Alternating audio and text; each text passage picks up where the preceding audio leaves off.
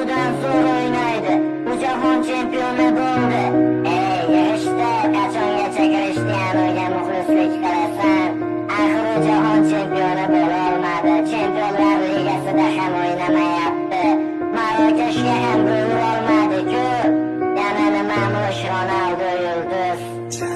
Futbolni ermak uchun o'ynamagan Krishtianu, ko'plab yulduzlaring sindi lekin Ronaldo. Balki sen Messiga muxlisdan olmaysan, boshqasini uni qirol deya atab oldin to'pini sanarsan. Ammo qilgan harakating ketadi bil besamar. Ronaldo bo'lmaganda yulduz bo'larmish Benzema. G'iybatin qilib charchashmadi Portugal o'g'lonini, Messiga fanat deyishar Ronaldoning o'g'lini. Har daqiqa, har soniyada to'xtamadi, yugurishdan kibrga bo'lmadi. Do'st nochorlarga berdi yordam. Ronaldoni yomon deding, kulganing rost ustidan. Unda nega yaxshiliklarini chiqardingiz?